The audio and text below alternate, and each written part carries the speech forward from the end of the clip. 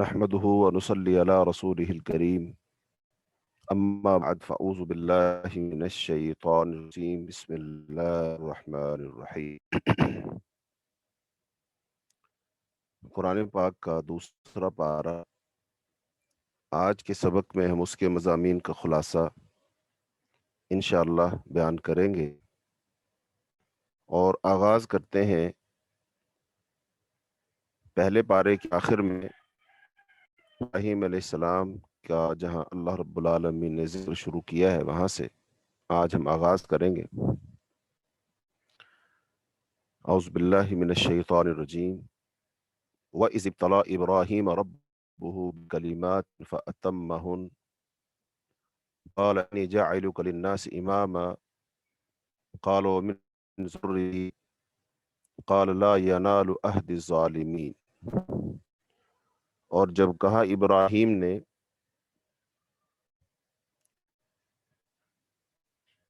جب ابراہیم اس کے رب نے چند باتوں کے ساتھ آزمایا تو اس نے انہیں پورا کر دیا۔ فرمایا بے شک میں تجھے لوگوں کا امام بنانے والا ہوں۔ کہا اور میری اولاد میں سے بھی۔ فرمایا میرا عہد زموں کو نہیں پہنچتا۔ تو ابراہیم علیہ السلام کا ذکر یہاں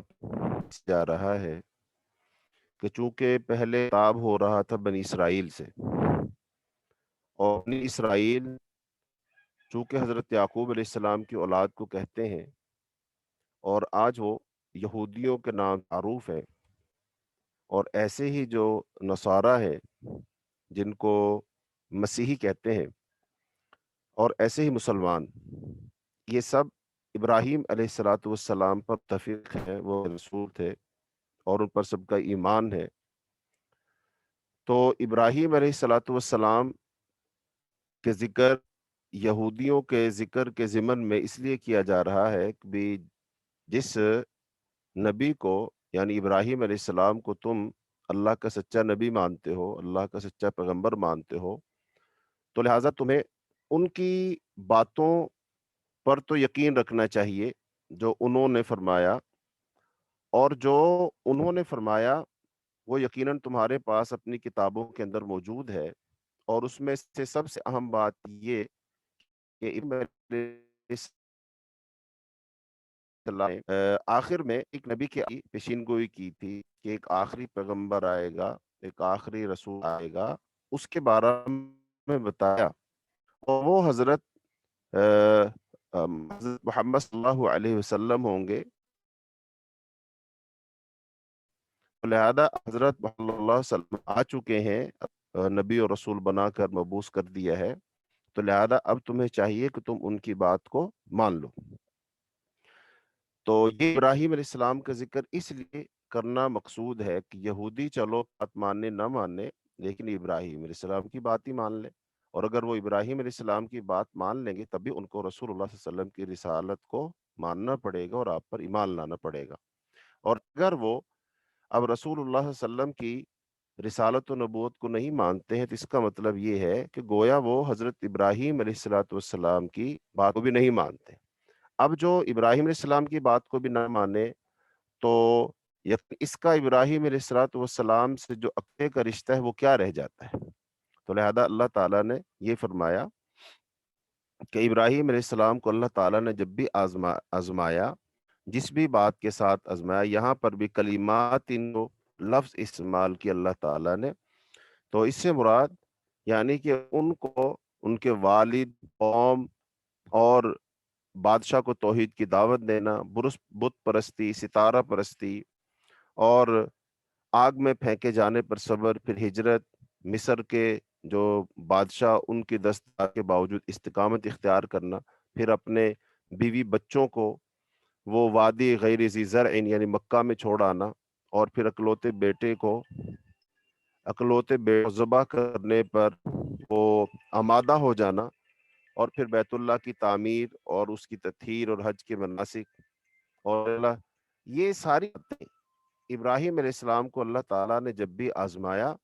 تو ابراہیم علیہ السلام نے ان تمام آزمائشوں میں، ان تمام امتحانات میں وہ کامیاب ہوئے، وہ سرخرو ہوئے۔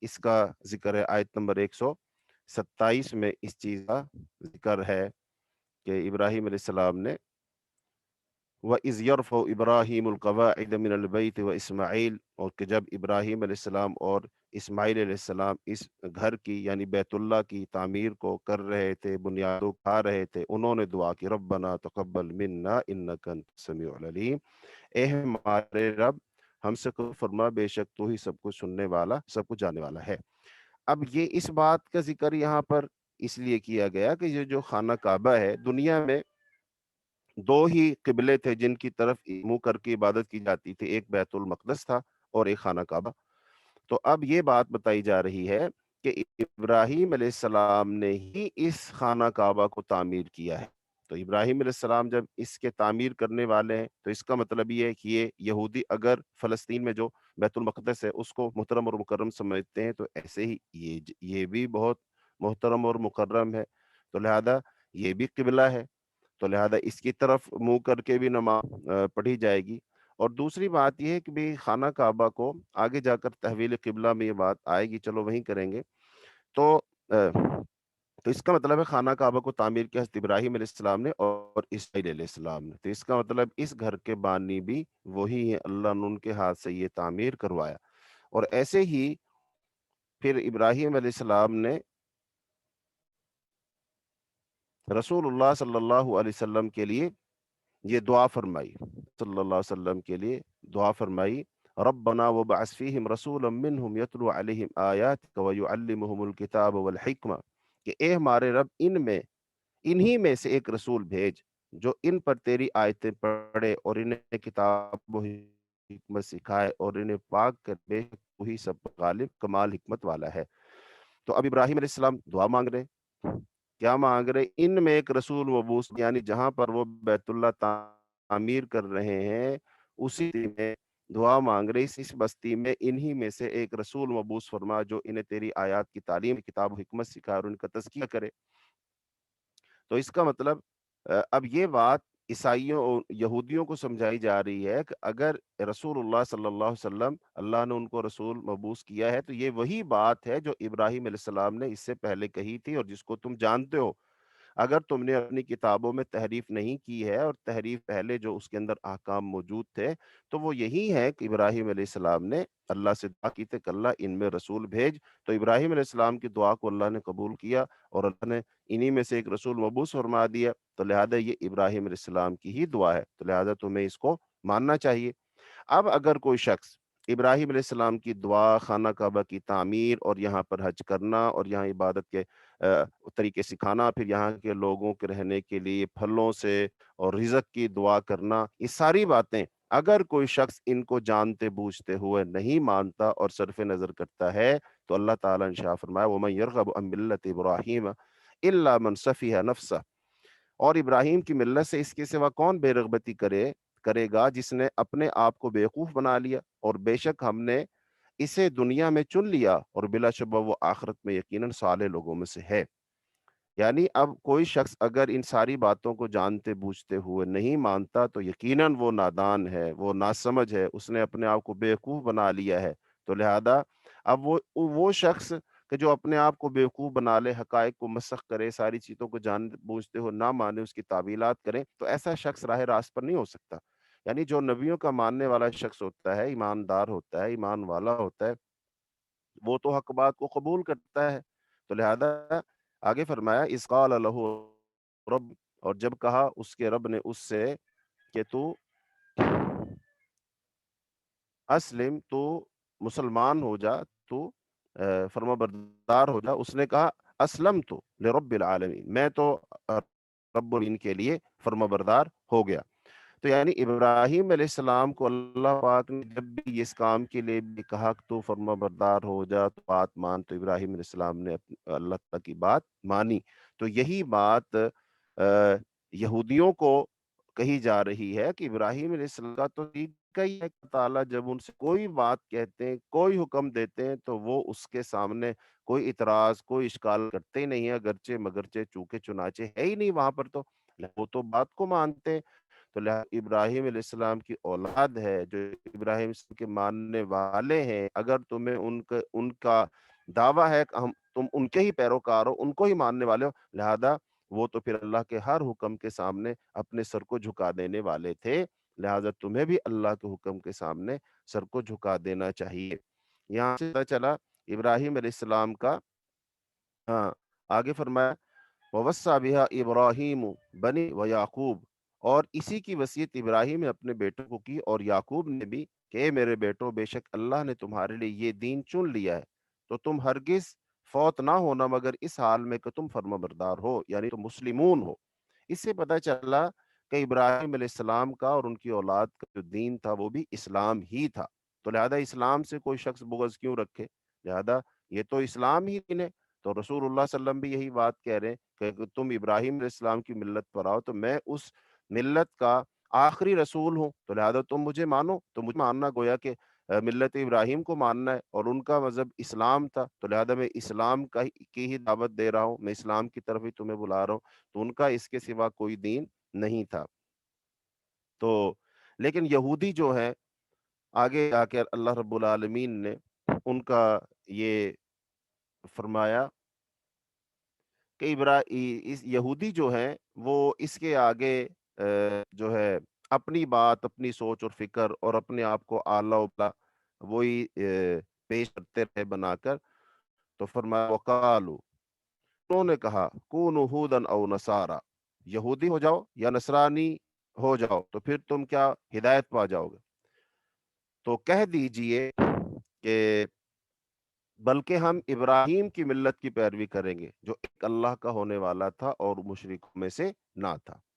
یعنی اب وہ کہہ رہے ہیں کہ جو کوئی یہودی اور عیسائی بن جائے گا وہ ہدایت یافتہ ہو جائے گا، تو آپ صلی اللہ علیہ وسلم سے کہا گیا کہ آپ ان سے کہہ دیجئے کہ بلکہ کامیاب وہ ہوگا جو ابراہیم علیہ السلام کی ملت پر ہوگا، اور وہ کیا تھے، وہ یک اللہ کی جانب عبادت کرنے والے نہیں تھے۔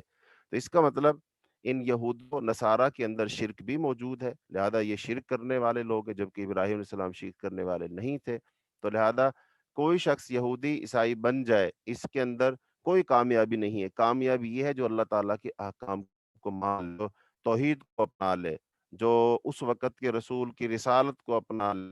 وہ کامیاب ہوگا۔ کہ کوئی قوم سے تعلق رکھتا ہے، کسی خاص خاندان سے تعلق رکھتا ہے، اس کا حسب نسب کیا ہے، اس کی بنیاد پر کوئی شخص کامیاب نہیں ہوگا، بلکہ کامیابی کی ضمانت اللہ کے دین کو قبول کرنا ہے۔ تو یہی ابراہیم علیہ السلام نے اپنی قوم سے کہا، اپنے لوگوں سے کہا، یہی انہوں نے دعوت دی، ان کے بارے میں اللہ پاک یہی بات سمجھا رہے، تو لہذا قیامت تک جو ابراہیم علیہ السلام کے ماننے والے بھی ہیں ان کا وتیرہ بھی یہی ہونا چاہیے کہ اللہ تعالیٰ کا جو حکم آ جائے، جس وقت آ جائے، اس کو مانا جائے گا، اس کو تسلیم کیا جائے گا۔ تو قولوا آمنا باللہ وما انزل الینا، کہہ دو ہم اللہ پر ایمان لائے اور اس پر جو ہماری طرف اتارا گیا، اور ابراہیم اور اسماعیل اور یعقوب اور اس کی اولاد کی طرف اتارا گیا، اور جو موسیٰ کو دیا گیا، اور جو تمام نبیوں کو ان کے رب کی طرف سے دیا گیا، ہم ان میں سے کسی ایک کے درمیان فرق نہیں کرتے اور ہم اسی کے فرما بردار ہیں۔ تو یہ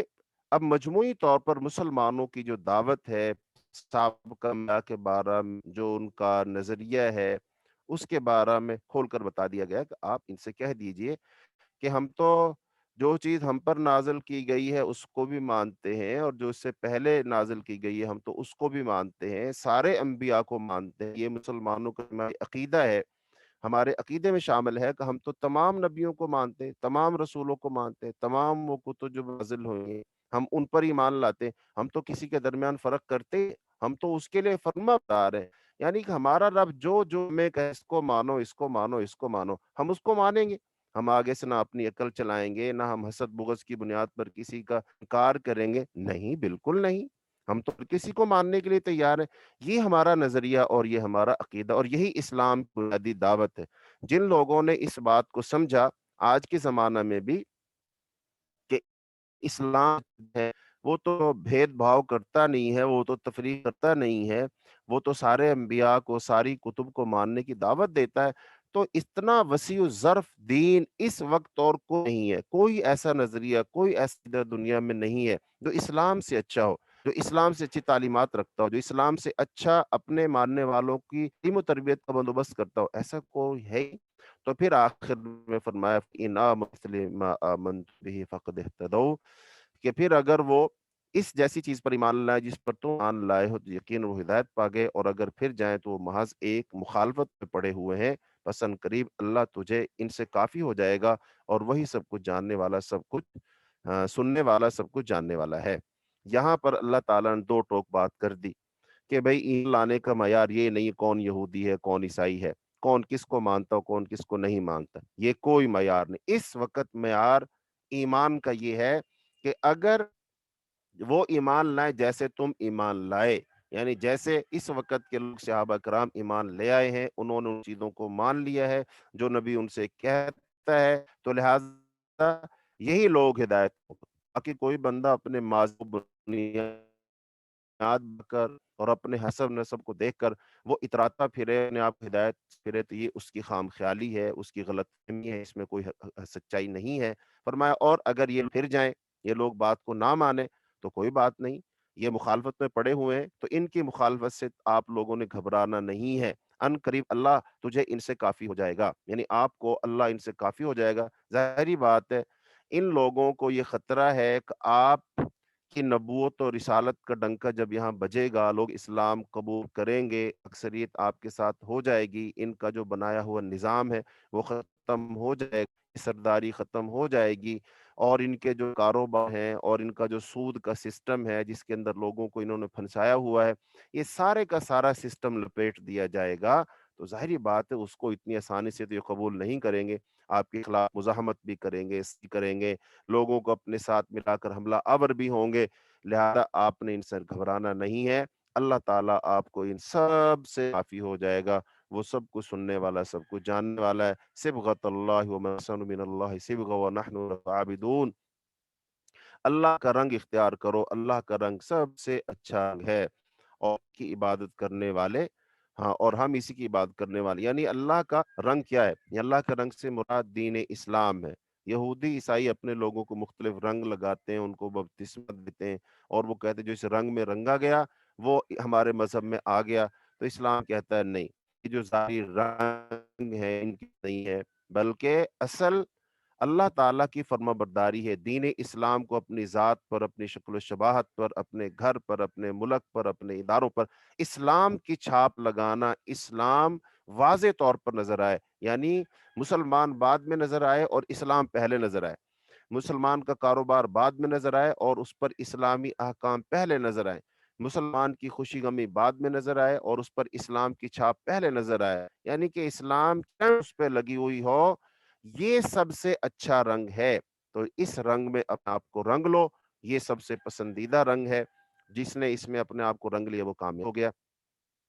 قل آپ ان سے کہہ دیجئے اتحاجوننا فی اللہ وہو ربنا وربکم، کہ تم ہم سے اللہ کے بارے میں جھگڑتے ہو، حالانکہ وہی ہمارا رب ہے اور تمہارا رب ہے، اور ہمارے لیے ہمارے اعمال ہیں اور تمہارے لیے تمہارے اعمال، اور ہم اسی کے لیے خالص ہونے والے، ہم تو نحن لہو مخلصون، ہم اسی کے لیے خالص کرنے والے ہر چیز کو، یعنی بھائی ہم سے جھگڑو مت۔ اگر کامن چیزوں کی بات کرتے ہو، ہمارا رب تمہارا رب ایک ہے، اور تمہارے لیے تمہارے اعمال ہیں، ہمارے لیے ہمارے اعمال ہیں۔ ام تقولون ان ابراہیم و اسماعیل و اسحاق و یعقوب والاسباط کانوا ھودا او نصارا، یا تم کہتے ہو کہ ابراہیم علیہ السلام، اسماعیل علیہ السلام، اسحاق و یعقوب علیہ السلام اور ان کی اولاد یہودی تھے یا عیسائی؟ کہہ دے کیا تم زیادہ جانتے ہو یا اللہ؟ اس سے زیادہ کون ظالم ہے جس نے وہ شہادت چھپائی جو اس کے پاس اللہ کی طرف سے تھی، اور اللہ ہرگز اس غافل نہیں جو تم کرتے ہو۔ یعنی کہ یہ لوگ جان بوجھ کر ایسی باتیں کر رہے ہیں، حالانکہ حقائق ان کے پاس موجود ہیں، یہ اس گواہی کو چھپا رہے ہیں جو ان کے پاس موجود ہے، ان کی کتابوں میں جو باتیں لکھی ہوئی ہیں کہ ایک آخری نبی آئے گا، اس کا تعلق اس علاقے سے ہوگا، وہ کہاں ہوگا، وہ کیا دعوت دے گا، یہ سارے حقائق، یہ ساری سچائی، یہ ساری باتیں ان کی کتابوں کے اندر موجود ہیں، لیکن یہ ان کو چھپا رہے ہیں، اور ان کو غلط جو ہے لوگوں کو باتیں بتا رہے ہیں۔ تو یہ لوگوں سے تو چھپا سکتے ہیں، لوگوں کو گمراہ کر سکتے ہیں، لیکن اللہ بغاف، اور اللہ ہرگز اس سے غافل نہیں جو تم کرتے ہو۔ تلک امۃ قد خلت لها ما کسبت ولکم ما کسبتم ولا تسألون عما كانوا يعملون، یہ ایک امت تھی جو گزر گئی، اس کے لیے وہ ہے جو اس نے کمایا، اور تمہارے لیے وہ جو تم نے کمایا، اور اس کے بارے میں نہ پوچھا جائے گا جو وہ کیا کرتے تھے، یعنی اس کے بارے میں پوچھا جائے گا جو وہ کیا کرتے تھے۔ تو یہاں پر پہلے پارے کا اختتام ہو گیا. آگے سیقول السفہاء من الناس، یہاں سے دوسرے پارے کا آغاز ہو رہا ہے. تو یہ تحویل قبلہ اور اس کی حکمت بتائی جا رہی ہے کہ پہلے قبلہ جو تھا وہ مقدس تھا، یعنی رسول اللہ صلی اللہ علیہ وسلم جب ہجرت کر کے مدینہ منورہ تشریف آئے تو آپ 16 یا 17 میں ہی بیت المقدس کی طرف منہ کر کے نماز پڑھتے رہے. تو وہ چونکہ قبلہ اول ہے ہمارا، اور آج بھی ہمارا اس سے وہی تعلق ہے کہ وہ ہمارا قبلہ اول ہے. اسی لیے تمام مسلمان اس بازیابی کے لیے تڑپتے ہیں اور اپنے اپنے جذبات کا اظہار کرتے ہیں، لیکن قبلہ اول آج تک ہم بازیاب نہ کروا سکے عرصے سے، جبکہ اس کو بازیاب کروایا تھا صلاح الدین ایوبی رحمۃ اللہ علیہ نے، اور سارے جو صلیبی تھے ان کو شکست دی تھی، لیکن اس کے بعد انہوں نے سے بہانوں سے یہودیوں کو وہاں بسا کر اس پر دوبارہ سے قبضہ کر لیا. تو لہٰذا آج تک وہ مسجد اقصی امت مسلمہ سے اس بات کی امید لگائے بیٹھی ہے کہ کب وہ مسلمان آئیں گے، کب وہ صلاح الدین ایوبی کے روحانی فرزند آئیں گے اور مجھے ان سے آزاد کروائیں گے، پھر دوبارہ مجھ میں اذانیں گونجیں گی، یہاں پر نمازیں ہوں گی. بالآخر اللہ رب العالمین اس کو ایک نہ ایک دن تو آزمائے گا، لیکن مسئلہ یہ ہے کہ اس وقت جو ہم جی رہے ہیں یہ ہمارا امتحان ہے کہ ہم کیا کرتے ہیں. تو لہذا مسجد اقصی، بیت المقدس، یہ مسلمانوں کا قبلہ اول ہے، یہی ہمارا اس سے تعلق ہے. تو اللہ بہت سارے مسلمانوں سے کو تو یہ بھی نہیں پتا کہ بھی فلسطین سے ہمارا تعلق کیا ہے، قبلہ اول سے ہمارا تعلق کیا ہے. میں نے بہت سارے لوگوں سے، طلباء سے پوچھا کہ بتاؤ فلسطین سے ہمارا کیا تعلق ہے. آپ یقین مانیے زیادہ طلباء نے اگر کچھ کہا تو یہ کہا جی وہ بس ایک اسلامی ملک ہے، اس کے علاوہ کیا اسے ہمارا تعلق ہے. اس سے علاوہ کوئی تعلق نہیں ہے. تقریباً 100 میں سے کوئی 90% طلباء کو، عوام الناس کو یہ پتہ نہیں ہوتا کہ بھی فلسطین سے ہمارا کیا تعلق ہے. تو بہرحال فلسطین سے ہمارا یہ تعلق ہے کہ وہ مسلمان ملک تو ہے ہی ہے، اس کے ساتھ ساتھ وہاں ہمارا قبلہ اول ہے، وہاں مسجد اقصی اسلامی شعائر میں سے ہے. نبی صلی اللہ علیہ وسلم معراج پر جب تشریف لے گئے تو مسجد حرام سے مسجد اقصی گئے، وہاں پر آپ نے انبیاء کی امامت کرائی، پھر وہاں سے آپ آسمانوں پر تشریف لے گئے. تو لہذا سے ہمارا ایک اسلامی تعلق ہے، وہ ہمارا قبلہ اول ہے. تو بہرحال اللہ تعالیٰ اس کو آزاد فرمائے، اللہ تعالیٰ فلسطین کو آزاد فرمائے، قبلہ اول کو اللہ تعالیٰ آزاد فرمائے. جو کفار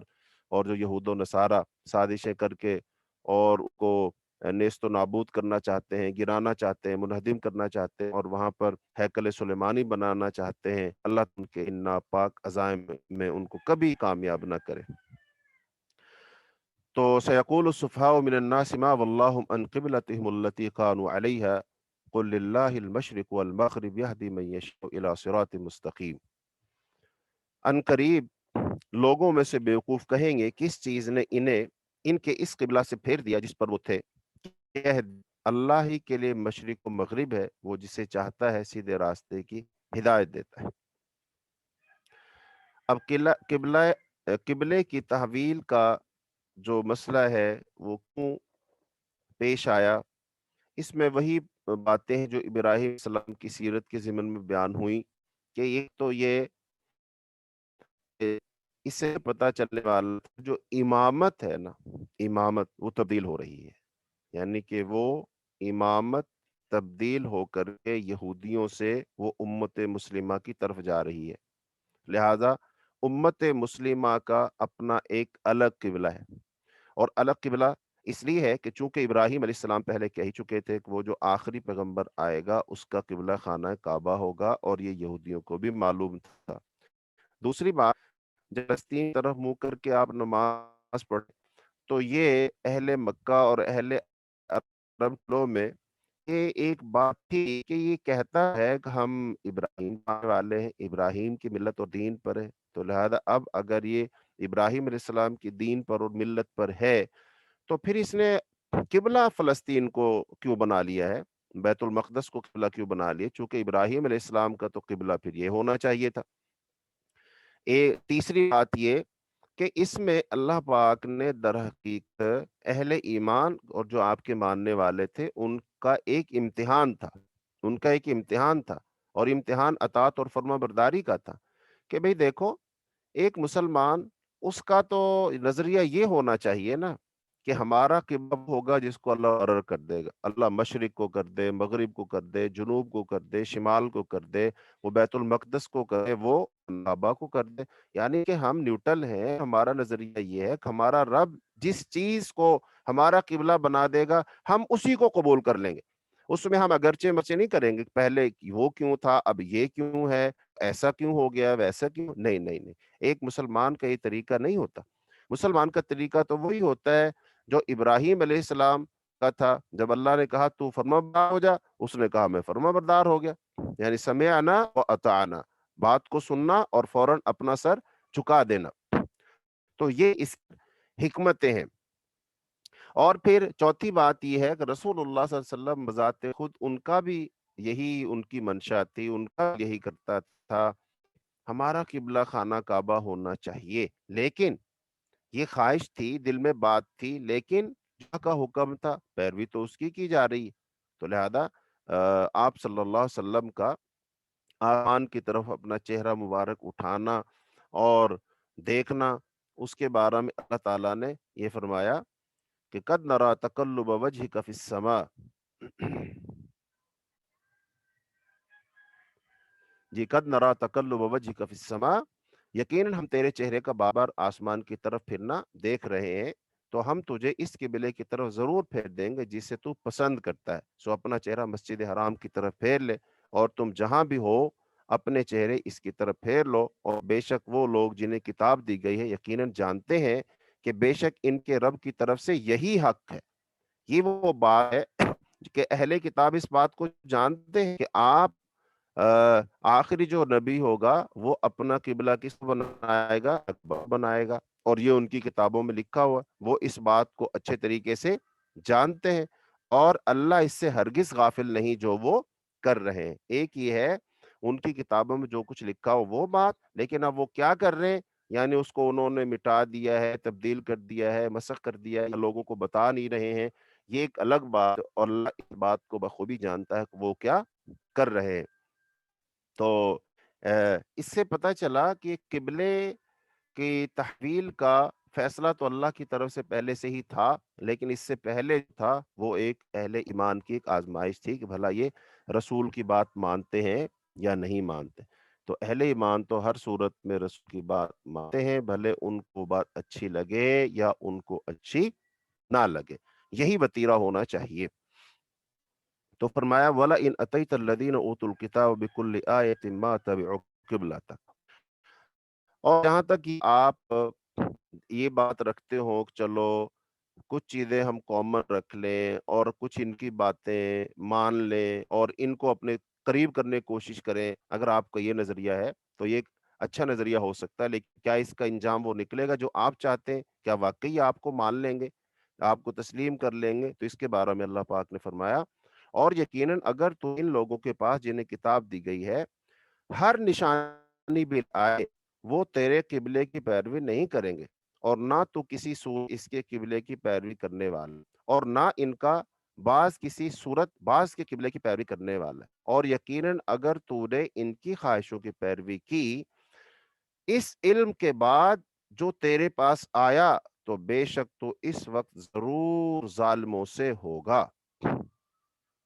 اللہ اکبر۔ اس میں جو آخری جو جملہ ہے وہ کہ یہ لوگ تو آپ میں ایک دوسرے کی قبلے کی پیروی نہیں کر رہے اور نہ ہی آپ کی قبلے کی پیروی کریں گے۔ ہاں، آپ کے پاس واضح علم آ گیا کہ آپ کو کیا کرنا ہے، کیا اللہ کا حکم ہے۔ اب اگر آپ یہ کم علم آ جانے کے بعد کسی بھی وجہ سے، اصلیت کی وجہ سے، ہمدردی کی وجہ سے ان کو اپنے قریب لانے کے لیے اگر اب آپ نے اس سے ہٹ کر ان کی خواہشات کی کوئی پیروی کی، تو وہ تو ہیں سو ہیں، آپ ظالموں میں سے ضرور ہو جائیں گے۔ یہ ایک قانون اور اصول اور ضابطہ یہاں سے ہم جو ہوتے ہیں دین کے معاملات میں بڑی جلدی بڑی نرمی کا شکار ہو جاتے ہیں اور مصلحت کا شکار ہو جاتی ہے، ایسا بھی کر لو ویسا بھی کر لو، دین اتنا سخت نہیں ہے، چلو آج اتنی بات مان اتنی بھی مان لیں گے، اتنا بھی سخت آدمی کو نہیں ہونا چاہیے۔ ہم اس طرح کر کے بات ہوتی ہے، دین سننا، اللہ رب العالمین کی پیروی، احکامات، نبی صلی اللہ علیہ وسلم کا طریقہ، اسوہ، حدیث، سنت، ہم اس سے بڑی جلد نرمی اپنے اندر پیدا کر کے، لچک پیدا کر کے ہم چاہ رہے ہوتے ہیں کہ بھی یہ رویہ بالکل صحیح ہے۔ اور ایسے ہی لوگوں کو معاشرے میں ان کی ہی ڈیمانڈ ہے، ان کو ہی پسند کیا جا رہا ہے زیادہ، کہ فلاں شخص تو اتنا اچھا واز کرتا ہے، کبھی اس نے کسی کی مخالفت نہیں کی، اس نے تو کبھی کے خلاف کسی بات کہی نہیں، وہ تو ہمیشہ ہمیشہ جوڑنے کی بات کرتا ہے، وہ تو کبھی توڑنے کی بات نہیں کرتا ہے۔ لہٰذا ان باتوں کو بنیاد بنا کر کہا جاتا ہے بس وہ باتیں بتاؤ جو لوگوں کو پسند ہے، جو لوگ سننا چاہتے ہیں۔ بھائی یہ بس صحیح ہے، اس سے خلاف نہیں ہے، اچھے طریقے سے بات کرو، کامن چیزیں ان پر ڈسکس کرو، تو لیکن کتنا کا آدمی کامن ہو جائے، کہاں تک جائے، اس کی کوئی حد ہے؟ ہاں، تو جہاں پر شریعت کا حکم آ جائے، اللہ تعالیٰ کا حکم آ جائے، رسول اللہ صلی اللہ علیہ وسلم کی حدیث آ جائے، سنت کے ساتھ کھڑا ہونا چاہیے، وہاں پر قرآن کے ساتھ کھڑا ہونا چاہیے۔ یعنی جہاں قرآن و حدیث سخت ہے وہاں تم بھی سخت ہو جاؤ، جہاں قرآن و حدیث نرم ہے وہاں تم بھی نرم ہو، اپنی طرف سے سختی بھی مت، طرف سے نرمی بھی مت کرو، بس اپنے آپ کو ویسے بناؤ ایسے شریعت ہے، شریعت جہاں کہتی ہے یہاں پر کھڑے ہو جاؤ، سخت ہو جاؤ، سخت ہو جاؤ، کوئی گنجائش نہیں ہے، کوئی ڈھیل ڈال نہیں ہے، کوئی مصلحت نہیں ہے، ٹھیک ہے، وہاں پر کوئی مصلحت نہیں ہے، اور جہاں پر گنجائش موجود ہے وہاں پر خواہ سختی مت کرو، زیادہ تقوی پرہیزگاری کا اظہار نہ کرو۔ اس کا مطلب ایک دائی جو اسلام کا جو دعوت دینے والا ہوتا ہے، جو ایک عام مسلمان ہوتا ہے، اس کی اپنی مرضی سوچ فکر کچھ نہیں ہوتا، وہ تو ویسا ہی ہوتا ہے جیسا کہ اسلام چاہتا ہے، تو لہذا ہمیں ایسا ہی ہونا چاہیے۔ آج کے زمانہ میں مصلحت کا شکار ہو کر کے دین کی یہ حالت ہو چکی ہے جہاں تک ہم پہنچے ہوئے ہیں۔ تو آگے اللہ تعالیٰ نے فرمایا الذین آتیناہم الکتاب یعرفونہ کما یعرفون ابناءہم، اور وہ لوگ جنہیں ہم نے کتاب دی اسے پہچانتے ہیں جیسے وہ اپنے بیٹوں کو پہچانتے ہیں، اور بے شک ان میں سے لوگ یقیناً حق کو چھپاتے ہیں حالانکہ وہ جانتے ہیں۔ الحق من ربک فلا تکونن من الممترین،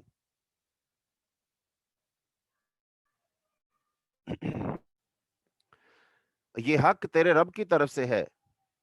پس تو ہرگز شک کرنے والوں میں نہ ہو۔ تو اس سے پتہ چلا کہ بھی حق ان کو معلوم ہے لیکن وہ چھپاتے ہیں، اور وہ کیسے پہچانتے ہیں حق کو؟ جو صحیح بات ہے آپ صلی اللہ علیہ وسلم کے بارے میں بالکل ایسے جانتے ہیں، اسلام کے بارے میں بالکل ایسے جانتے ہیں، خانہ کعبہ کا قبلہ بالکل ایسے یعنی ساری باتیں وہ ہیں جن کو وہ خوب جانتے ہیں، جیسے کوئی بیٹے کو پہچاننے میں غلطی نہیں کرتا، ایسے ہی یہ لوگ یہود و نصارہ آپ صلی اللہ علیہ وسلم کو رسول ہونے میں ذرا برابر ان کوئی شک شبہ نہیں ہے، اور آپ کی تمام یہ جو باتیں ان کو بتا رہے ہیں ان کے بارے میں کوئی شک نہیں ہے، جیسے کسی کو اپنے اولاد کے بارے میں شک نہیں ہوتا ویسے ان کو آپ کی رسالت و نبوت کے بارے میں کوئی شک نہیں ہے، لیکن اگر کوئی چیز مانے وہ ضد ہے، حسد ہے، ہٹ دھرمی ہے، اپنی چدراہٹ کا ختم ہونا ہے، آپ کا ان کو فرما بردار ہونا اچھا نہیں لگتا، یہ باتیں آج بھی یہ نظریہ اور یہ نفسیات پائی جاتی ہے۔ یہود و نصارہ تو ایک طرف چلے گئے، چونکہ الاستدلال بعموم اللفظ ولا بخصوص السبب، استدلال جو ہوتا ہے لفظوں کے ساتھ ہوتا ہے، خاص سبب کے ساتھ نہیں ہوتا، ٹھیک ہے، اس سے یہ کون ہے؟ یہودی ہیں، روئے سخن ان کی طرف ہے، ان سے بات کی جا رہی ہے، لیکن یہ رویہ اور یہ وتیرہ یہ بہت سارے مسلمانوں کا بھی، ہمارا بھی اس طرح کا ہوتا ہے، کس چیزوں کو ہم پہچان لیتے ہیں کہ بھئی یہ حدیث میں ہے، یہ صحیح ہے، یہ کرنا چاہیے، لیکن وہ کیوں نہیں کرتے؟ ضد کی وجہ سے، ہٹ درمی کی وجہ سے، کہ وہ فرقہ ہے، پھر تو لوگ وہ اس کی بات بال ہو جائے گی، اس کی بات کو صحیح مان لیں گے، لوگ ہم سے سوال کریں گے، ہم پھر کہاں جائیں گے؟ لہذا پھر یہ سارا پیٹ اور کا مسئلہ آ جاتا ہے، پھر انسان حق کو چھوڑتا ہے اور اس طرح ہی وہ اپنا آتا ہے۔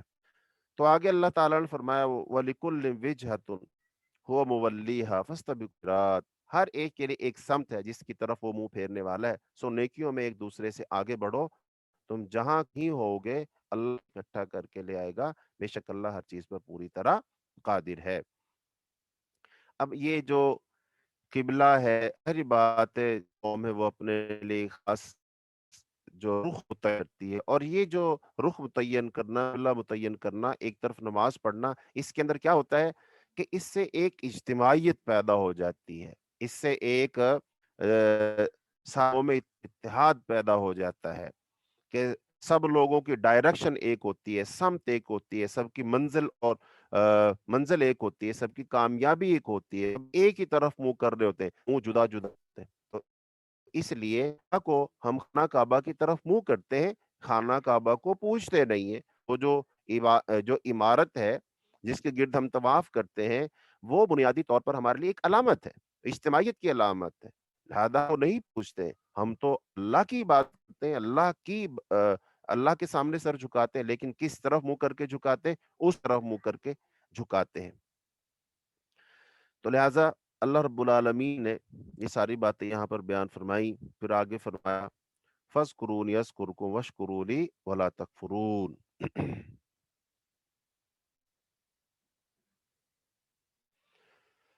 جی،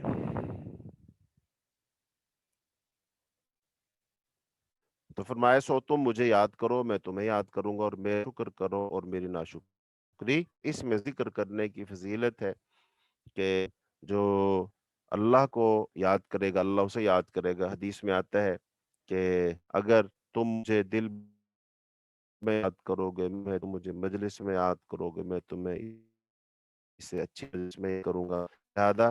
اس میں یہ سعادت، یہ بھی سعادت ہے کہ انسان اللہ کا ذکر، لیکن اس میں سب سے بڑی سعادت کیا ہے؟ سب سے بڑی سعادت کیا ہے؟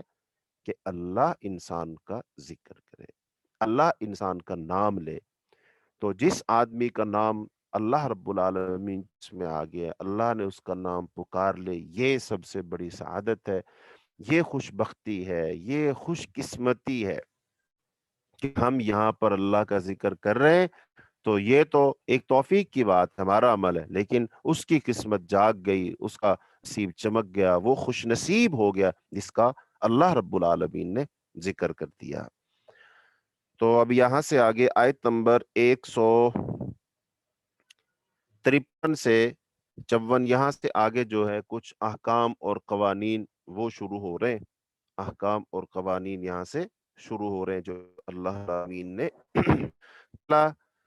جو قاعدہ قانون آیا۔ ہاں، یا منو، اے لوگو جو ایمان لائے ہو، استعینوا بالصبر والصلاۃ، تم صبر اور نماز کے ساتھ طلب کرو، ان مع الصابرین، بے شک اللہ صبر کرنے والوں کے ساتھ ہے۔ یعنی کہ اگر ہمیں مدد چاہیے تو مدد کیسے حاصل کریں؟ اور مدد کی ہم سب کو ضرورت ہے، انفرادی معاملات ہوں، اجتماعی معاملات ہوں، دفاع کے معاملات ہوں، ملک کے معاملات ہوں، کوئی بھی معاملات ہوں، تو لہذا ہمیں مدد کی ضرورت ہے۔ تو اہل ایمان حاصل کرنے، مانگنے کا طریقہ بتا، وہ کیا ہے؟ صبر کے ساتھ اور نماز کے ساتھ۔ چونکہ صبر ضروری ہے، اللہ کی جو حکمتیں ہیں وہ صبر ساتھ ہی سے جا سکتی ہیں، اور جو انسان کمال کے درجے کو پہنچتا ہے تو کمال جو ہے صبر کی کوک سے ہی پھوٹتا ہے۔ تو جس میں صبر نہیں اس کو کمال نہیں، جس میں صبر نہیں وہ اللہ تعالیٰ کی حکمتوں کو نہیں جان سکتا ہے۔ کیونکہ وقتی طور پر جس وقت کوئی معاملہ پیش آتا ہے اور ہم بے صبری کے اندر فوراً اس کا انجام چاہ رہے ہوتے ہیں، جو ہمارے دل میں ہوتا ہے وہ چاہ رہے ہوتے ہیں، لیکن وہ ہمیں نہیں ملتا، ہمیں تکلیف تو ضرور ہوتی ہے، لیکن جیسے جیسے وقت گزرتا ہے تو پھر ہمیں سمجھ آتی ہے کہ ہاں اگر اس وقت ایسا ہو جاتا تو اچھا نہ ہوتا، نقصان ہو جاتا، ہاں ایسا ہو گیا ہے یہ اچھا ہو گیا۔ تو اس کا مطلب ہے اللہ تعالیٰ کی تمام کاموں میں حکمت ہوتی ہے، تو لہذا ہمیں اس بات کو سمجھنا چاہیے، صبر کرنا چاہیے۔ مثال کے طور پر دعا ہے، ہم اللہ سے دعا مانگتے ہیں، تو جب ہم دعا مانگتے ہیں، دعا کے بارے میں یہ طے شدہ بات ہے کہ دعا مانگنے والے کو 3 چیزوں میں سے ایک چیز ضرور ملتی ہے۔ مثال کے طور پر کسی نے دعا مانگی کہ اللہ مجھے یہ دے، اچھا اب ایک تو یہ ہے کہ اس کو یا تو وہی چیز مل جائے گی تو تب بھی دعا قبول ہوگی، اس کے دعا مانگنے کا فائدہ ہو گیا۔ دوسرا یہ ہے کہ اگر اس کو وہ چیز نہیں ملی تو اللہ تعالیٰ اس کو اس سے کوئی بہتر چیز عطا فرما دے گا، تو اس کا مطلب تب بھی اس کی دعا کا فائدہ ہو گیا۔ اور تیسری بات، نہ تو اس کو وہ چیز ملی، نہ اس کو اس سے بہتر کوئی چیز ملی، تو اس کو اب قیامت کے دن اللہ اس کی دعا کی وجہ سے اللہ پاک وہاں نواز دے گا، اور جب وہاں پر ان کو ان کی دعائیں وہ پوری ہوں گی اور ان کو سب کچھ دیا جائے گا، تو انسان کہے گا کاش میری شاید کوئی دعا بھی پوری نہ ہوئی ہوتی اور سارا کچھ آج مجھے ملتا۔ اس کا مطلب دعا مانگنے سے فائدہ ہی ہوتا ہے، اور کبھی نقصان نہیں ہوتا، لیکن اس میں صبر کا مظاہرہ ضروری ہے کہ ہم جو چیز فوراً مانگ رہے ہوتے ہیں اگر ہمیں نہیں مل رہی تو اس پر ہمارا یقین ہونا چاہیے کہ اس میں بہتری ہے، اس میں کوئی نہ کوئی خیر موجود ہے۔ تو اب صبر اور صلات کے ساتھ نماز مانگنے کا جو حکم دیا گیا، تو اس کے ساتھ ہی اللہ پاک نے فرمایا وَلَا تَقُولُوا لِمَن يُقْتَلُ فِي سَبِيلِ اللَّهِ أَمْوَاتٌ بَلْ أَحْيَاءٌ وَلَٰكِن لَّا تَشْعُرُونَ وَلَنَبْلُوَنَّكُم بِشَيْءٍ مِّنَ الْخَوْفِ وَالْجُوعِ وَنَقْصٍ مِّنَ الْأَمْوَالِ وَالْأَنفُسِ وَالثَّمَرَاتِ وَبَشِّرِ الصَّابِرِينَ۔ تو اب یہ کہ ان کو جو اللہ کی راہ میں قتل کیے جائیں، مردے مت کہو بلکہ وہ زندہ ہے لیکن تم نہیں جانتے، اور یقیناً ہم تمہیں خوف اور بھوک اور مالوں اور جانوں پھلوں میں کمی کے ساتھ ضرور بھی ضرور آزمائیں گے، اور صبر کرنے والوں کو خوشخبری دے دیں۔ اور اللہ نے اس عذاب، اور وہ کہ جب ان کو مصیبت پہنچتی ہے تو کہتے ہیں بے شک ہم اللہ کے لیے ہیں اور بے شک ہم اسی کی طرف لوٹ کر جانے والے ہیں۔ تو جو لوگ یہ وتیرہ اپناتے ہیں، وہ صبر کرتے ہیں اور جدا فضا نہیں کرتے ہیں اور یہ کہتے ہیں اللہ کے لیے اللہ کی طرف کرنے والے ہیں، ان کا جو یہ طریقہ ہوتا ہے صبر کرنے والوں کا، ان کو انعام کیا ملتا ہے؟ فرمایا اولئک علیہم صلوات من ربہم، کہ یہ لوگ ہیں جن پر اب سے مہربانی ہے اور رحمت ہے، اور یہی لوگ ہدایت پانے والے ہیں۔ آگے صفا اور مروہ کا ذکر آ گیا۔ حج کے معاملات میں سے صفا اور مروہ یہ اللہ کے شعائر میں سے، شعائر کا مطلب ہوتا ہے نشانیاں جن سے کوئی پہچانا جاتا ہے۔ مثلا ہر چیز کی کچھ نہ کوئی شاعر ہوتے، مثلا کوئی کارخانہ ہے، اس کا ایک لوگو ہوتا ہے، وردی ہوتی ہے، اس کا ایک برانڈ ہوتا ہے، نام ہوتا ہے جس سے وہ پہچانا جاتا ہے۔ ایسے ہی مذاہب جو ہیں، ان مذاہب کی اپنی اپنی پہچان ہوتی ہے، کچھ کام ہوتے ہیں جن سے پہچانا جاتا ہے۔ جیسے مسیحیت ہے، اس کا سب سے بڑا اس کا نشان اور پہچان سے لہذا اسے وہ پہچانے جاتے ہیں، سلیب کو پہنتے ہیں۔ ایسے ہی اسلام کے بھی کچھ شعائر ہیں، اسلام کی بھی کچھ نشانیاں ہیں، اور ان میں سے کیا ہے کہ حج بیت اللہ ہے، اور اس کا عمرہ ہے اور طواف ہے، پھر ایسے صفا مروہ ہے، صفا مروہ کے درمیان سعی کرنا ہے۔ تو یعنی کہ اسلام کے شاعر ہے، یہ شاہد جو ہے رسول اللہ صلی اللہ علیہ وسلم کی رسالت و نبوت، یہ شاعر ہے، یعنی کہ جو اسلام کی چیزیں خاص نشانی ہے اور کی نہیں ہے، تو لہذا یہ اسلام کے شاعر ہیں۔ تو ایسے ہی اللہ تعالیٰ نے پھر آگے ان لوگوں کا ذکر کیا کہ اللہ کے علاوہ معبود بناتے ہیں اور پھر ان سے محبت ویسی کرتے ہیں جیسی اللہ تعالیٰ سے محبت کرنی چاہیے۔ تو جو اللہ کا حق ہے وہ دوسروں کو دیتے ہیں۔ جی، فرمایا وَالنَّاسِ مَن يَتَّخِذُوا مِن دُونِ اللَّهِ أَندَادًا يُحِبُّونَهُمْ كَحُبِّ اللَّهِ، اور لوگوں میں سے بعض غیر اللہ میں سے کچھ شریک بنا لیتے ہیں اور ان سے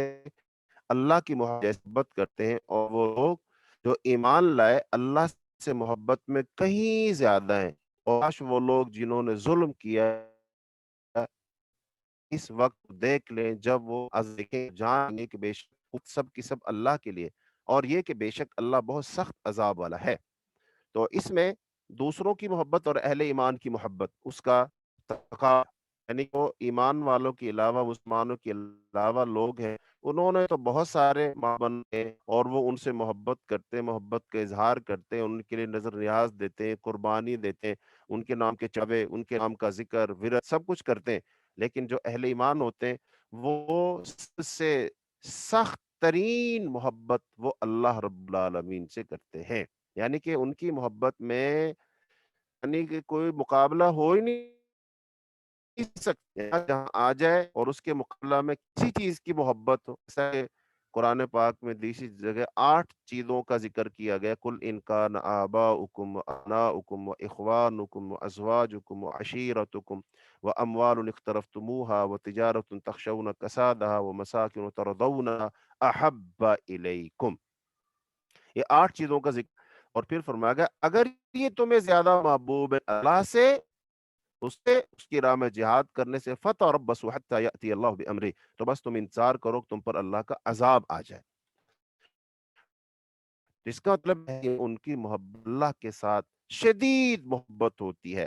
اب اللہ کی محبت کے مقابلہ میں کوئی چیز آ جائے وہ اس کو کوئی حیثیت نہیں دیتے ہیں، وہ اس کو کوئی حیثیت نہیں دیتے ہیں، تو لہذا وہ اللہ کی محبت کو ہی فوقیت دیتے ہیں۔ اب وہ ظاہر بات ہے، بھلے کوئی کام کاج ہے، بھلے کوئی کاروبار ہے، بھلے اپنی کوئی خوشی ہے، کوئی چیز پسند ہے، بس بھائی جب اللہ کا حکم آ گیا ساری چیزیں وہ چھوڑ دیں گے۔ تو آگے اللہ تعالیٰ نے رزق حلال کھانے کا حکم دیا اور شیطان کی پیروی سے منع کیا، جو کہ جو ہے بے حیائی کا حکم دیتا ہے، فحاشی کا حکم دیتا ہے۔ اور پھر آگے جو چیز سب سے بڑی رکاوٹ بنتی ہے کہ انسان ایک چیز کو جان لیتا کہ ہاں جی یہ صحیح ہے یہ غلط ہے، قرآن میں یہ ہے، حدیث میں یہ ہے، حدیث دیکھ بھی لی ہے، پڑھ بھی لی ہے، سمجھ بھی آ گئی ہے، بتا بھی دی گئی ہے، لیکن اب چیز سب سے رکاوٹ بنتی ہے وہ کیا ہے؟ وَإِذَا هُمْ، اور جب ان سے کہا جاتا ہے کہ اس کی پیروی کرو جو اللہ نے نازل کیا، کہتے ہیں تَبِعُوا مَا أَلْفَيْنَا عَلَيْهِ آبَاءَنَا، تو کہتے ہیں بلکہ ہم تو اس کی پیروی کریں گے جس پر ہم نے اپنے باپ دادا کو پایا ہے۔ کیا اگرچہ ہاں اَوَلَوْ كَانَ آبَاؤُهُمْ لَا يَعْقِلُونَ شَيْئًا وَلَا يَهْتَدُونَ، اگرچہ ان کے باپ دادا وہ عقل نہ رکھتے تھے، نہ سمجھتے اور نہ ہی ہدایت یافتہ ہوں، تو کیا پھر بھی ان کی پیروی کریں گے؟ یہ بڑی اہم بات ہے، یعنی کہ پیچھے اللہ پاک نے اتنی ساری چیزوں کا ذکر کر کے فرمایا کہ اب جب انسان یہ غلط ہے اور یہ صحیح، تو صحیح کو مان لو، غلط کو چھوڑ دو، پھر انسان تذبذب کا شکار ہوتا ہے کہ یار کیا کروں نہ کروں۔ اس بارے میں سب لوگ سمجھ لیجئے، ہمیشہ سے حق بات سے روکنے والی 3 چیزیں ہوتی ہیں جو انسان کو روکتی ہیں۔ نمبر 1، انسان جب اس کو کہا جاتا ہے بھی اس کو مان لو، وہ کہتا ہے اچھا، پھر وہ کو سوچتا ہے اچھا اتنے سارے لوگ ہیں کہ تم صحیح ہو، یعنی کہ وہ حق کو جانچنے کے لیے کثرت اور قلت کو بنیاد بناتا ہے، تو اس وجہ سے وہ پھر کثرت کو دیکھتا ہے، اتنے سارے لوگ ہیں، اچھا وہ تو غلط کر سکتے نہیں، لہذا پھر تم ہی غلط ہوگے۔ ایک بات۔ دوسری بات، وہ حق کو چھوڑ دیتا ہے، قبول نہیں کرتا ہے۔ دوسری بات یہ ہے جب اس سے کہا جاتا ہے بھی یہ قرآن ہے، یہ حدیث ہے، یہ حق ہے، یہ صحیح بات ہے، یہ کام کر لو، پھر وہ کہتا ہے اچھا تم یہ کہہ رہے ہو اور اتنے سارے علماء ایسے کہتے ہیں کر لو، لہذا وہ علماء ہیں، تو کیا جو حدیث تم نے پڑھی کا ان علماء نے وہ حدیث نہیں پڑھی تھی؟ بات ان کو سمجھ نہیں آئی تھی؟ آخر انہوں نے بھی تو درس نظامی کیا ہوگا نا، انہوں نے بھی تو قرآن و حدیث کو پڑھا ہوگا نا، انہوں نے بھی تو صحیح بخاری کو پڑھا، تو کیا ان کو یہ بات سمجھ نہیں آئی؟ آپ کو سمجھ آئی ہے؟ لہذا وہ ان علماء کی طرف دیکھ کر کے حق بات کا انکار کر دیتے ہیں۔ دو باتیں اس ان کو بتا جاتی ہے، حق ہے، یہ ہے، یہ قرآن ہے، یہ صحیح ہے، یہ سنت ہے، یہ ثابت ہے، یہ کام کرنا چاہیے، پھر وہ سوچتا ہے اچھا اگر میں نے ایسا کر لیا تو پھر لوگ کیا کہیں گے؟ لوگ کیا کہیں گے بھائی پہلے تو یہ ایسا تھا اب یہ ایسا ہو گیا، پہلے تو ایسے کرتا تھا اب یہ ایسا کر رہا ہے، تو لوگ کیا کہیں گے؟ لہذا انسان پھر اس بات سے ڈرنے کے لیے لوگ کچھ نہ کہیں وہ حق بات کو قبول نہیں کرتا۔ تو یہاں بھی اس آیت میں یہی فرمایا جا رہا ہے کہ باپ دادا کی پیروی چھوڑ دو، تم تو باپ دادا جو انہوں نے کیا ہم وہ کریں گے، ایسا یہ آبا پرستی چھوڑ دو، دین کو مانو، قرآن کو مانو، حدیث کو مانو، تو یہ وتیرہ ہونا چاہیے۔ اگر یہ نہیں تو پھر ہم صحیح معنوں میں مسلمان نہیں بن سکتے ہیں۔ تو آگے اللہ رب العالمین نے ان کے بارے میں فرمایا کہ یہ جو آبا پرست لوگ ہوتے ہیں نا، ان کی مثال کیسے فرمایا؟ وَمَثَلُ الَّذِينَ كَفَرُوا كَمَثَلِ الَّذِي يَنْعِقُ بِمَا لَا يَسْمَعُ إِلَّا دُعَاءً وَنِدَاءً، اور ان لوگوں کی مثال جنہوں نے کفر کیا اشٹا کی مثال جیسی ہے جو ان جانوروں کو آواز دیتا ہے جو پکار اور آواز کے سوا کچھ نہیں سنتے، بہرے ہیں، گونگے ہیں، اندھے ہیں، سو وہ نہیں سمجھتے۔ تو لہذا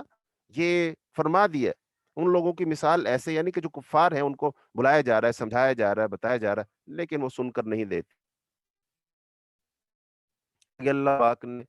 جو حرام چیزوں کا بیان فرمایا کون کون سی چیزیں حرام ہیں، تو فرمایا یا ایھا الذین آمنوا کلوا من طیبات ما رزقناکم واشکروا للہ ان کنتم ایاہ تعبدون۔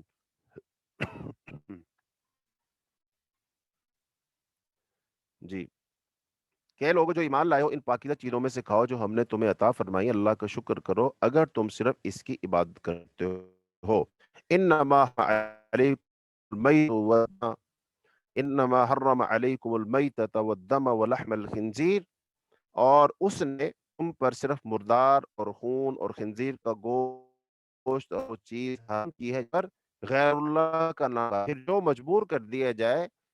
اس حال میں کہ نہ بغاوت کرنے والا ہو نہ حد سے گزرنے والا، تو اس پر کوئی گناہ نہیں، بے شک اللہ بے حد بخشنے والا نہایت رحم کرنے والا ہے۔ تو اس میں جو چیزیں حرام ہیں ان کا ذکر کر دیا گیا۔ اب اس میں سے باقی چیزیں تو واضح ہی ہیں، ہم مردار بھی نہیں کھاتے، خون بھی نہیں کھاتے، خنزیر بھی نہیں کھاتے، لیکن جو چوتھی چیز ہے نا وما اہل بہ لغیر اللہ، کہ جس پر اللہ غیر اللہ کا نام لے دیا جائے، یہ مسئلہ مسلمان کے اندر موجود ہے۔ غیر اللہ کا نام لیا جاتا ہے لیکن اس کو بھی کھاتے ہیں، ان کو وہ غیر اللہ میں شمار ہی نہیں کرتے ہیں، یا اس کی انہوں نے کچھ تعویلیں کی ہوئی ہیں۔ بہرحال اللہ کے علاوہ کسی کا بھی نام لیا جائے گا وہ غیر اللہ ہے۔ غیر اللہ کا مطلب اللہ کے علاوہ، اللہ کے علاوہ کوئی بھی ہے اس کا نام اگر لیا جائے گا تو ظاہر بات ہے وہ چیز حلال نہیں ہوگی، وہ بھی حرام ہوگی، جیسے باقی تین چیزیں حرام ہے، مردار حرام ہے اور خون حرام ہے، خنزیر کا گوشت حرام ہے، ایسے ہی یہ چیز بھی حرام ہے جو غیر اللہ کے جس پر نام لے دیا گیا۔ تو ہم چونکہ اس چیز کو بظاہر سمجھ رہے ہوتے ہیں کہ یہ تو مرغا ہے، یہ تو چاول، یہ تو بکرے کا گوشت ہے، لہذا یہ تو حلال جانور ہی ہے۔ بھائی جانور تو حلال ہے، اس وجہ سے حرام نہیں ہے یہ کھانا کہ جانور حرام جانور کا گوشت ہے، نہیں، یہ حرام حلال جانور کا گوشت یا کھانا اس وجہ سے حرام ہو گیا کہ اس پر غیر اللہ کا نام لے دیا گیا۔ لہذا اگر کوئی شخص مجبور کر دیا جائے، حالانکہ وہ بغاوت کرنے والا، سرکشی کرنے والا نہ ہو، بغاوت اب یہ مجبوری کئی وجہ سے ہو سکتی ہے، یا تو کسی شخص کو اس بات پر مجبور کیا جا رہا ہے، اس کو دھمکی لگائی جا رہی ہے کہ بھئی تم یہ کھا لو وگرنہ تمہیں قتل کر دوں گا، ایک مجبوری یہ ہو سکتی ہے۔ ایک مجبوری یہ ہو سکتی ہے وہ کہیں ایسی جگہ پر ہے جہاں اس کے پاس کھانے پینے کے لیے کوئی چیز نہیں ہے ماں سوا ان حرام چیزوں کے، تو لہذا اس کی جان جانے کا خطرہ ہے، تو اس صورت میں اگر وہ اتنا کھا لیتا ہے جس سے اس کی جان بچ جائے تو وہ ٹھیک ہے، اس میں کوئی فرق نہیں ہے، وہ انشاءاللہ گناہگار نہیں ہوگا۔ ہاں آگے پھر فرمایا جو لوگ حق کو چھپاتے ہیں ان کا ذکر ہے کہ وہ کھاتے ہیں پھر اپنے پیٹوں میں وہ آگ بھرتے ہیں، اور پھر اللہ پاک نے آگے ذکر کیا، آگے ایک آیت ہے اس کو آیت بر کہتے ہیں، آیت بر آیت نمبر 177، اس کو کہتے ہیں آیت بر۔ ليس البر ان تولوا وجوهكم قبل المشرق والمغرب ولكن البر من آمن بالله واليوم الآخر۔ نیکی یہ نہیں کہ تم اپنے وہ مشرق اور مغرب کی طرف پھرو، لیکن اصل نیکی اس ہے جو اللہ پر اور یوم آخرت پر اور فرشتوں پر اور کتاب اور نبیوں پر ایمان لائے، اور مال محبت کے باوجود جو قربت والوں پر، قرابت والوں اور یتیموں اور مسکینوں اور مسافروں اور مانگنے والوں کو اور گردن چھوڑنے میں اور نماز قائم کرے اور زکوٰۃ دے، اور جو اپنا عہد پورا کرنے والے ہیں جب عہد کریں، اور خصوصاً جو تنگ دستی اور تکلیف میں اور لڑائی کرنے والوں نے سچ کہا اور یہی بچنے والے ہیں۔ تو اس میں یہ بتایا گیا کہ صرف نیکی یہی نہیں ہے کہ مشرق مغرب کی طرف منہ کرنا، بلکہ نیکی تو ہر وہ کام ہے جو اللہ کا حکم ہے، اللہ پاک نے اس کا کرنے کا کہا ہے، ہر وہ کام نیکی ہے، تو لہذا وہ ہر وہ کام کرنا چاہیے، بھلے آپ کو اچھا لگے نہ لگے۔ تو اس میں وضاحت کے ساتھ ساتھ اس چیز کا ذکر ہے آگے، قصاص اور اس کی حکمت، یعنی کہ اگر کوئی شخص کسی پر ظلم و ستم کرتا ہے تو اس سے بدلہ لیا جائے، تو بدلہ اس سے لیا جائے گا کہ آزاد انسان جان کے بدلے جان ہے، ہاتھ کے بدلے ہاتھ ہے، کان کے بدلے کان ہے، تو لہذا اس کو جو اس نے کسی دوسرے کو نقصان پہنچایا ہے وہی نقصان اس کا کیا جائے گا، یہ بدلہ ہے۔ ہاں اب اگر کوئی شخص اس میں معاف کر دے تو وہ اس کی اپنی مرضی ہے، دو باہمی رضامندی کے ساتھ وہ طے کر لیں، وہ ایک الگ بات ہے، لیکن اللہ تعالیٰ نے اس کے بارے میں فرمایا وَلَكُمْ فِي الْقِصَاصِ حَيَاةٌ يَا أُولِي الْأَلْبَابِ لَعَلَّكُمْ تَتَّقُونَ، اور تمہارے لیے بدلہ لینے میں ایک طرح کی زندگی ہے، اے عقلوں والو، تاکہ تم بچ جاؤ۔ ہاں جی، اب بعض لوگ اسلام کی جو حدود ہیں، بعض جو اسلام کی حدود ہیں، اسلام کے احکام ہیں، اسلام کی جو سزائیں ہیں، ان کے بارے میں طرح طرح کی باتیں کرتے ہیں۔ دیکھو جی، نعوذ باللہ، بعض تو مسلمان نہ سمجھی کے اندر ایسے ہو جاتے ہیں کہ اسلام کی بڑی سزائیں بڑی وحشیانہ سزائیں ہیں۔ بعض لوگ کہا گیا نا اپنے ملک میں تم جو چوری کرنے والے لوگ ہیں، چور کی سزا وہ نافذ کر دو، اسلامی جو حد ہے نافذ کر دو، یعنی چوہا کاٹو۔ تو اس نے کہا جی ارے تو سارا ملک ٹنڈا ہو جائے گا، نہاد کٹ جائے گا۔ یعنی بعض لوگ لاشعوری طور پر اسلام کی ان سزاؤں کا مذاق اڑا دیتے ہیں، جبکہ اللہ پاک کیا فرما رہا ہے، وَلَكُمْ فِي الْقِصَاصِ حَيَاتٌ، کہ تمہارے لیے قصاص میں زندگی ہے۔ یعنی دو چار لوگوں سے جب قصاص لیا جائے گا، انہیں سرعام سزا دی جائے گی، تو باقی لوگ جو ہیں ان کی جان مال اور عزت محفوظ ہو جائے گی، باقی لوگوں کی جانیں محفوظ ہو جائیں گی۔ اس لیے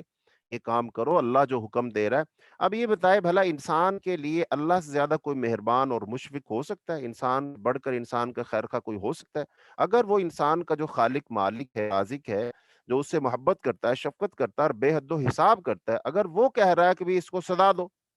اور سزا دینے میں فائدہ ہے، تو لہذا سزا دینی چاہیے۔ شاہ سے بڑھ کر شاہ کا وفادار نہیں بننا چاہیے، اللہ تعالیٰ کی حدود اور احکام کو نافذ کرنا چاہیے۔ آگے انسان کے مسائل اور احکام شروع ہو گئے آیت نمبر 183 سے۔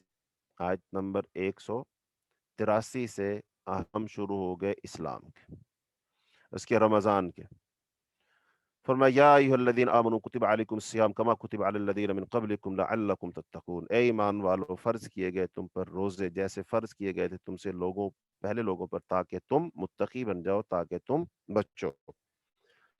فرمایا ایام گنے ہوئے چند دن ہے، پھر تم میں سے جو بیمار ہو سفر پر ہو تو دوسرے دنوں سے گنتی پوری کر لے، اور جو لوگ اس طاقت رکھتے ہوں ان دیا ایک مسکین کا کھانا ہے۔ پھر جو شخص خوشی سے کوئی نیکی کرے تو وہ اس کے لیے بہتر ہے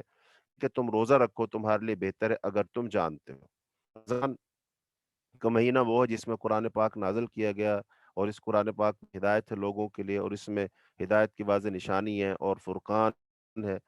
اس میں حضر ہو وہ روزہ رکھے، اور جو کوئی مریض ہے یا سفر میں ہے تو وہ گنتی شمار کر لے۔ اللہ تمہارے ساتھ ارادہ کرتا ہے، تنگی کا ارادہ نہیں کرتا، اور تم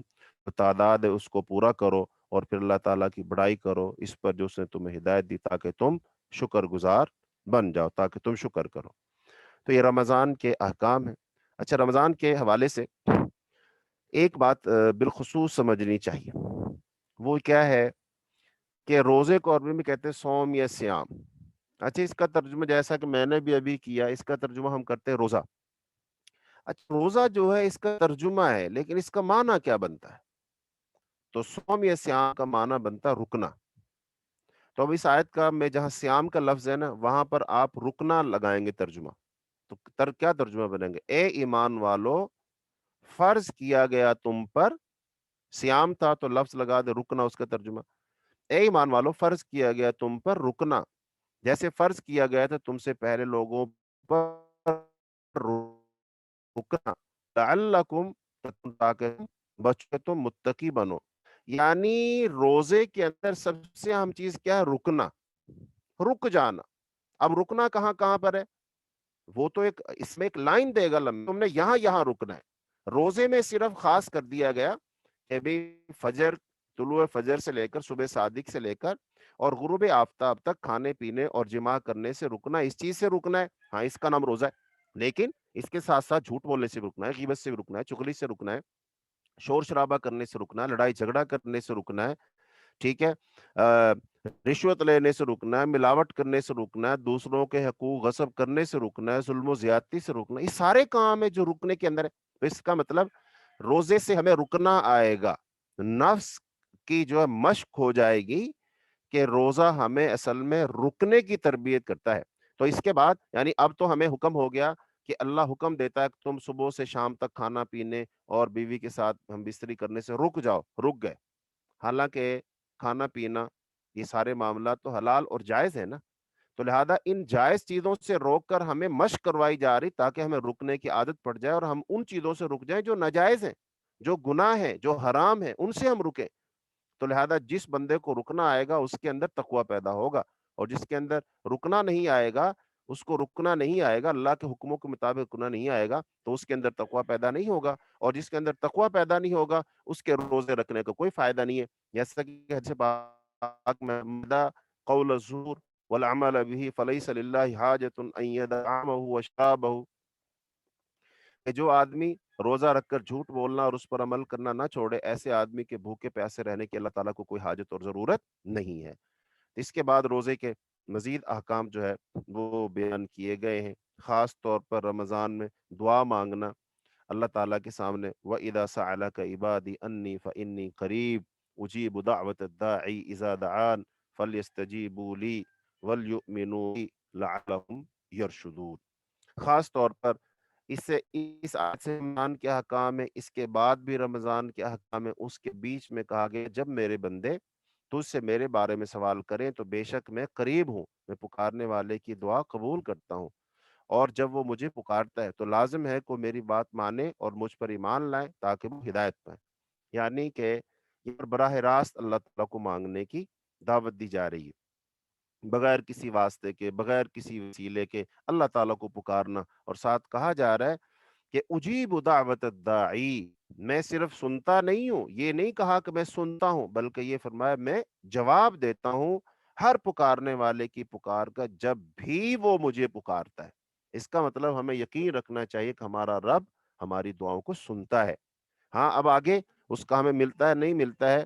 وہ ایک بالکل الگ بات ہے۔ آگے پھر فرمایا کہ احل لکم لیلۃ الصیام الرفث الی نسائکم، کہ تمہارے لیے روزے کی رات اپنی عورتوں سے صحبت کرنا حلال کر دیا گیا، وہ تمہارے لیے لباس ہے اور تم ان کے لیے لباس ہو، اللہ نے جان لیے بے شک تم اپنی جانوں کی خیانت کرتے ہو۔ یعنی اس آیت میں یہ ہے کہ پہلے جو رات کے وقت بھی بیویوں سے ہم بستری کرنا درست نہیں تھا روزوں میں، لیکن اللہ پاک نے پھر رعایت کرتے ہوئے کہ یہ ایک تنگی ہے تو لہذا پھر اس کو بدل دیا۔ پھر آگے سحری کھانے کے بارے میں احکامات دیے، پھر چاند کے بارے میں بتایا کہ بھی چاند کیا ہے، تو فرمایا یسألونک عن الاہلہ، یہ سوال کرتے ہیں آپ سے چاند کے بارے میں۔ تو چاند کیا ہے، چاند کے بارے میں انہوں نے سوال کیا، تو اس کا جواب اللہ تعالیٰ نے دیا کہ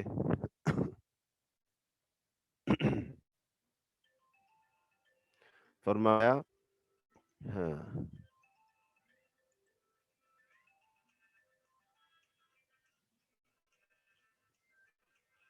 یسألونک،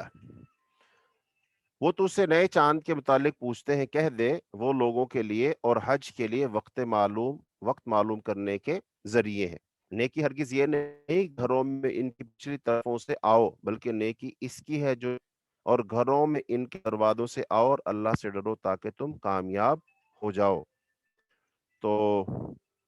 اس کا مطلب چاند کا یہی ہے کہ اس سے ہمیں وقت معلوم ہوتا ہے، حساب کتاب معلوم ہوتا ہے، چونکہ اب تو ہمارے پاس کیلنڈر ہیں، گھڑیاں ہیں، ان سے ہم دیکھ لیتے ہیں، لیکن ساری عبادات جو ہیں زیادہ جو سالانہ عبادات ہیں، ماہانہ عبادات ہیں، وہ بنیادی طور پر چاند کے ساتھ ہیں۔ جو دن کے اوقات ہیں وہ سورج کے ساتھ ہیں، نمازیں وغیرہ باقی سب چاند کے ساتھ ہیں، اور چاند کے ساتھ رات کو بھی رہنمائی لی جاتی ہے، منزلوں کا کیا، خاص طور پر جو لوگ سمندروں میں سفر کرتے ہیں وغیرہ وغیرہ، تو چاند کی ساری یہ حکمت ہے کہ اس سے ہم اپنے وقت جو ہے نا وہ معلوم کرتے ہیں۔ آگے یہاں سے قتال کا حکم دیا جا رہا ہے، اللہ کی راہ میں قتال کرنے کا، اللہ کی راہ میں لڑنے کا یہ حکم دیا جا رہا ہے۔ تو فرمایا وَقَاتِلُوا فِي سَبِيلِ اللَّهِ الَّذِينَ يُقَاتِلُونَكُمْ لَا تَعْتَدُوا إِنَّ اللَّهَ لَا يُحِبُّ الْمُعْتَدِينَ، اور اللہ کے راستے میں ان لوگوں سے لڑو جو تم سے لڑتے ہیں، اور زیادتی مت کرو، بے شک اللہ زیادتی کرنے والوں سے محبت نہیں کرتا۔ اور انہیں قتل کرو جہاں انہیں پاؤ، اور انہیں وہاں سے نکالو جہاں سے انہوں نے تمہیں نکالا، اور فتنہ قتل سے زیادہ سخت ہے، اور مسجد حرام کے پاس ان سے نہ لڑو یہاں تک کہ وہ اس میں تم سے لڑیں، پھر اگر وہ تم سے لڑیں تو انہیں قتل کرو، اور ایسی ہی کافروں کی جزا ہے۔ پھر اگر وہ باز آ جائیں تو بے شک اللہ بے حد بخشنے والا نہایت رحم والا ہے، اور ان سے لڑو یہاں تک کہ کوئی فتنہ نہ رہے، اور دین اللہ کے لیے ہو جائے، پھر اگر وہ باز آ جائیں، ظالموں کے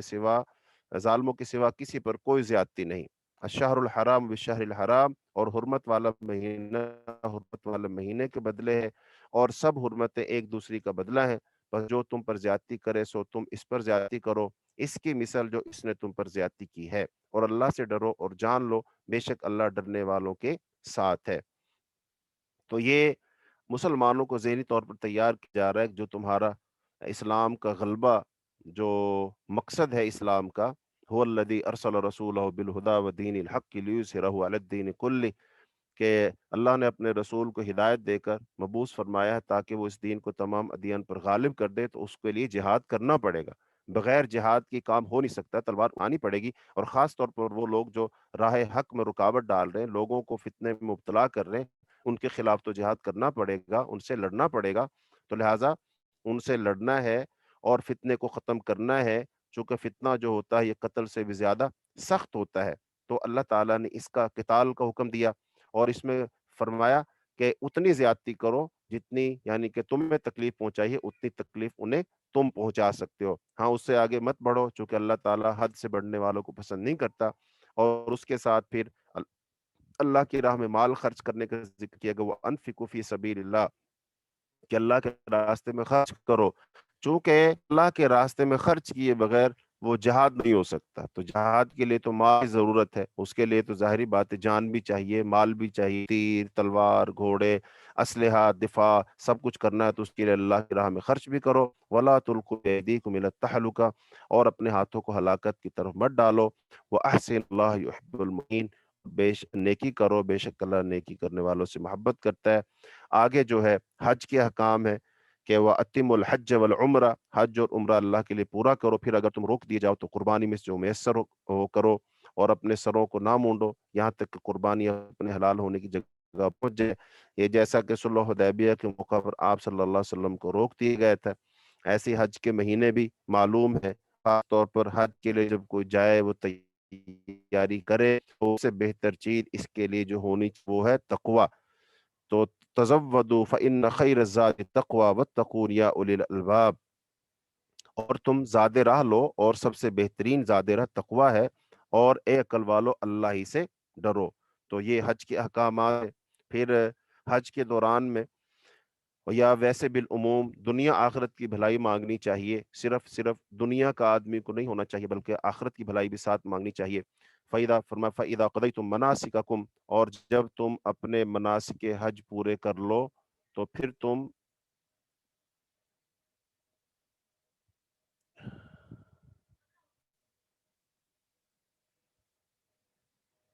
جی جب تم مناسک حج پورے کر لو تو پھر جب تم اپنے حج کے احکام پورے کر لو تو اللہ کو یاد کرو اپنے باپ دادا کو تمہارے یاد کرنے کی طرح، بلکہ اس سے بڑھ کر یاد کرنا۔ پھر لوگوں میں سے کوئی تو وہ ہے جو کہتا ہے اے ہمارے رب ہمیں دنیا میں دے دے اور آخرت میں اس کا کوئی حصہ نہیں، اور ان میں سے کوئی وہ ہے جو کہتا ہے اے ہمارے رب ہمیں دنیا میں بھلائی اور آخرت میں بھلائی دے اور ہمیں آگ کے عذاب سے بچا۔ یہ وہ لوگ ہیں جن کے لیے اس میں سے ایک حصہ ہے جو انہوں نے کمایا، اور اللہ بہت جلد حساب لینے والا ہے۔ اور اللہ کو چند گنے ہوئے دنوں میں یاد کرو، پھر جو جو 2 دنوں میں جل چلا جائے تو اس پر کوئی گناہ نہیں، اور جو تاخیر کرے تو اس پر بھی کوئی گناہ نہیں، اس شخص کے لیے جو ڈرے۔ اور اللہ سے ڈرو اور جان لو بے شک تم اسی کی طرف اکٹھے کیے جاؤ گے۔ تو اس میں یہ ذکر کیا جا رہا ہے جب لوگ حج سے فارغ ہو جاتے تھے زمانہ جاہلیت میں، تو پھر وہ لوگ فارغ ہوتے تھے، پھر جناب مجلسیں لگتی تھیں، اور پھر اپنے آباء و اجداد کی بہادری کے قصے بیان کیے جاتے تھے اور محفلیں سجا کرتی تھیں۔ تو وہاں پر یہ حکم جا رہا ہے کہ تم جیسے اپنے آباء و اجداد کو کثرت کے ساتھ یاد کرتے ہو، ویسا ان کو چھوڑو اور اللہ کا ذکر کرو، اللہ تعالیٰ کو یاد کرو۔ پھر اس کے بعد فرمایا گیا کہ بعض لوگ وہ ہوتے ہیں جو دنیا کو ہی سب کچھ سمجھتے ہیں، لیکن بعض لوگ وہ ہوتے ہیں جو آخرت کو بہتر سمجھتے ہیں، جیسے کہ اس دعا میں بھی کہ بعض لوگ کہتے ہیں اللہ ہمیں دنیا میں دے دے، لیکن جو لوگ صرف دنیا میں مانگتے ہیں ان کا آخرت میں کوئی حصہ نہیں۔ بعض لوگ وہ جو کہتے ہیں اللہ ہماری دنیا اچھا کر اور آخرت کو بھی اچھا کر، ہاں یہ وہ لوگ ہیں جن کے لیے اللہ تعالیٰ نے حصہ ہے جو انہوں نے کمایا۔ تو اس کا مطلب ہے اللہ پاک یہ چاہتے ہیں کہ دنیا پر آخرت کو زیادہ ترجیح دو. اگر دنیا کو بھی کماؤ جائز اور حلال طریقے سے تو اس میں بھی کبھی بھی اپنی آخرت کو مت بھولو. اگر کوئی شخص آخرت کو بھول گیا تو اس کی دنیا بھی خراب ہو جائے گی. چونکہ دنیا میں خرابی کا سب سے بڑا سبب آخرت کو بھول جانا ہے. تو جو لوگ آخرت کو بھول جاتے ہیں ان کی دنیا بھی صحیح نہیں رہتی, ان کی آخرت بھی خراب ہو جاتی ہے. اور ان سے کہا جاتا ہے وَإِذَا قِيلَ, جب ان سے کہا جاتا ہے کہ وَإِذَا قِيلَ لَهُ اتَّقِ اللَّهَ أَخَذَتْهُ الْعِزَّةُ بِالْإِثْمِ, اور جب ان سے کہا جاتا ہے اللہ سے ڈرو, تو اس کی عزت اسے گناہ میں پکڑے رکھتی ہے, سو اسے جہنم ہی کافی اور یقیناً وہ برا ٹھکانہ ہے. بعض لوگوں کی عزت گناہ کی وجہ سے ہوتی ہے نا, اگر وہ گناہ والا کام چھوڑ دیں پھر تو ان کی عزت جاتی رہے گی. لہذا وہ کہتے ہیں کہ یار میں اگر نیک بن گیا, جو میری چدراہٹ ہے, میرا دبدبہ ہے, میرا روب ہے, لوگ مجھے جناب ایسا ویسا سمجھتے ہیں, اگر یہ سب کچھ ہو گیا پھر تو ظاہری بات ہے فائدہ ہی نہیں ہوگا. تو لہذا اب وہ گناہ کیوں رہتے ہیں, اس جھوٹی عزت کی وجہ سے. تو ایسے لوگ اللہ پاک نے فرمایا فحسبہ جہنم, ایسے لوگوں کا ٹھکانہ جہنم ہے. تو آگے ایسی ہی چیزوں کا ذکر کیا, زُیِّنَ لِلَّذِینَ کَفَرُوا الْحَیَاةُ الدُّنْیَا, ان لوگوں کے لیے جنہوں نے کفر کیا اور دنیا کی زندگی خوشنما بنا دی گئی, ان کے لیے دنیاوی زندگی خوشنما بنا دی گئی, اور وہ ان لوگوں سے مذاق کرتے ہیں جو ایمان لے. حالانکہ جو لوگ ڈر گئے وہ قیامت کے دن ان سے اوپر ہوں گے, اور اللہ جسے چاہتا ہے بے حساب دیتا ہے. یعنی اس میں بھی یہی بات سمجھائی گئی کہ یہ جو دنیا دار لوگ ہوتے ہیں یہ ان لوگوں کا مذاق اڑاتے ہیں جو ایمان لاتے ہیں, اور وہ سمجھتے ہیں کہ ہم ان سے بہت اونچے ہیں. لیکن اللہ پاک فرما رہے ہیں نہیں, آخرت میں اس کے بالکل الٹ ہو جائے گا. آخرت میں اونچے کون ہوں گے؟ جنت میں اہل ایمان ہوں گے, اللہ سے ڈرنے والے ہوں گے, اللہ پاک کی فرما برداری کرنے والے ہوں گے. ایسے فرمایا پہلے تو لوگ ایک ہی امت ہے, لیکن بعد میں لوگ وقت گزرتا گیا اور شیطان نے ان کو مختلف خیالات, نظریات اور عقائد کا حامل بنا کر وہ مختلف گروہوں میں بٹ گئے. ایسے اللہ تعالیٰ نے جنت میں داخلے کا سبب فرمایا ام حسبتم ان تدخلوا الجنة ولما يأتكم مثل الذين خلوا من قبلكم, یا تم نے گمان کر رہا ہے کہ تم جنت میں داخل ہو جاؤ گے, حالانکہ ابھی تک تم پر ان لوگوں جیسی حالت نہیں آئی جو تم سے پہلے تھے. انہیں تنگ دستی اور تکلیف پہنچی, وہ سخت ہلائے گئے, یہاں تک کہ رسول اور جو لوگ ان کے ساتھ ایمان لائے تھے کہہ اٹھے اللہ کی مدد کب آئے گی, کب ہوگی, سن لو بے شک اللہ کی مدد قریب ہے. تو اس کا مطلب اللہ تعالیٰ کی مدد کب آنی ہے یہ اللہ تعالیٰ فیصلہ کریں گے, لیکن اہل ایمان کی آزمائش ضرور ہوگی, اور اس کے بعد وہ جنت میں بھی جائیں گے. لیکن جو ان آزمائشوں پر پورا نہیں اترے گا, ظاہری بات ہے وہ پھر جنت میں نہیں جائے گا. تو آگے فرمائیے القتال فرضیت کا ذکر کیا گیا, پھر جو ہے حرمت والے مہینوں کے بارے میں بتایا گیا. یسألونک عن الشہر الحرام قتال فیہ, کہ جو حرمت والے مہینے ان میں قتال کرنا کیسا ہے, تو آپ کہہ دیجئے جو لڑنا ہے وہ بہت بڑا ہے. جیسے کفر کرنا اور مسجد حرام سے روکنا, اس کے رہنے والوں کو اس سے نکالنا اللہ کے نزدیک اس سے زیادہ بڑا ہے, اور فتنہ قتل سے زیادہ بڑا, اور وہ تم سے ہمیشہ لڑتے رہیں گے یہاں تک کہ تمہیں تمہارے دین سے پھیر دیں اگر کر سکیں. اور تم میں سے جو اپنے دین سے پھر جائے پھر اس حال میں مرے کہ وہ کافر ہو, تو وہ لوگ ہیں جن کے اعمال دنیا آخرت میں ضائع ہو گئے, اور یہی لوگ آگ والے ہیں اور اس میں ہمیشہ رہنے والے. ابھی جو حرمت والے میں یہ 4 مہینے حرمت والے ہیں, ایک ہے ذی القعدہ, ذی الحجہ, محرم اور رجب, یہ 4 مہینے والے. اور یہ کس وقت سے ہیں؟ اللہ تعالیٰ نے قرآن فرمایا ان عدت الشہور عند اللہ 12 شہرا, اللہ کے ہاں مہینوں کی گنتی 12 ہے جب سے اللہ نے زمین آسمان کو بنایا, اور اس میں سے 4 حرمت والے. اس کے بعد شراب کی حرمت کا ذکر ہے, یسألونک عن الخمر والمیسر, تو اس سے شراب اور جوئے کے متعلق پوچھتے ہیں, کہہ دے ان دونوں میں بہت بڑا گناہ ہے اور لوگوں کے لیے کچھ فائدہ ہے, اور ان دونوں کا گناہ ان کے فائدے سے بڑا ہے, اور وہ تجھ سے پوچھتے ہیں کیا چیز خرچ کریں, کہہ دے جو بہترین ہو. اس طرح اللہ تمہارے لیے کھول کر آیات بیان کرتا ہے تاکہ تم غور و فکر کرو. یعنی کہ شراب اور جوا اس میں بظاہر کو تھوڑا بہت فائدہ ہو سکتا ہے, لیکن ان کا جو نقصان وہ فائدے سے بہت بڑا ہے, اس لیے شراب بھی نہیں پینی چاہیے اور جوا بھی نہیں کھیلنا چاہیے. اب شراب کیا ہے؟ کل مسکرین, جو بھی چیز نشہ آور ہو وہ مسکر ہے, وہ کل مسکرین حرام, اور جس میں بھی نشہ ہو ہر وہ چیز حرام ہے. یعنی جس سے انسان کو نشہ آتا ہے وہ حرام چیز ہے. اب ایسا نہیں ہے کہ ایک بندہ شراب کا عادی ہو جائے, وہ 2-4 گلاس پیتا ہے تو اس سے شراب اس کو نشہ ہی نہیں آتا, تو وہ کہے نشہ آنا شرط ہے, نہیں, وہ شراب ہے اور وہ حرام ہے، اس کا نام لے کر آ گیا، بھلے کسی کو نشہ آئے یا نشہ نہ آئے۔ آگے مشرکہ عورتوں سے نکاح کا مسئلہ بیان کیا گیا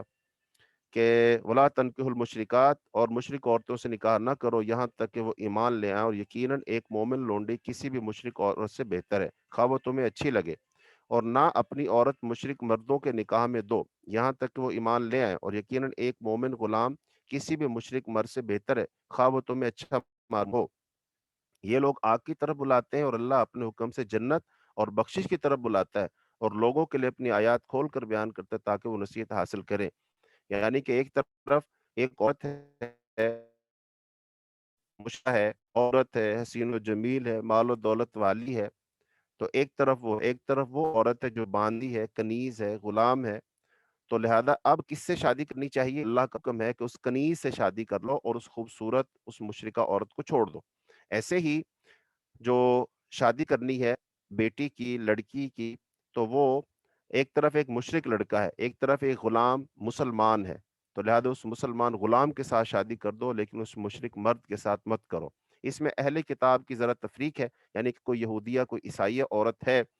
تو اس سے شادی تو ہو سکتی ہے، لیکن اس کی کچھ شرائط ہیں، لیکن کسی عیسائی لڑکے سے کسی مسلمان کی شادی نہیں ہو سکتی۔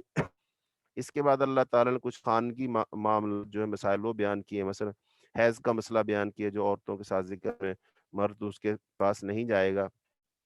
ایسے یہ ہیں ان کو قرار دیا گیا ہے۔ اور ایسے ہی اللہ تعالیٰ نے پھر نکاح کا مسئلہ بیان کیا، طلاق کا مسئلہ بیان کیا، ایلا کا مسئلہ بیان کیا، اور اس کا مسنون طریقہ کیا ہے، طلاق کتنی مرتبہ ہوتی ہے اس کا ذکر کیا۔ ایسے ہی حلالہ کا ذکر کیا کہ اگر بعض لوگ طلاق کہہ دیتے ہیں، ایک تو ہے ٹھیک طریقے سے طلاق دی جائے، ایک دفعہ وقت گزر گیا، پھر دوسری طلاق دی، پھر تیسری طلاق دی، یعنی سنت کے طریقے کے مطابق طلاق، تو وہ 3 طلاقیں ہو گئی۔ تو لیکن اب اس کے بعد اگر یہ دونوں پھر شادی کرنا چاہیں تو شادی نہیں کر سکتے، تو پھر اگر ان کے بچے ہیں، مجبوری ہے، تو پھر فرمایا نہیں۔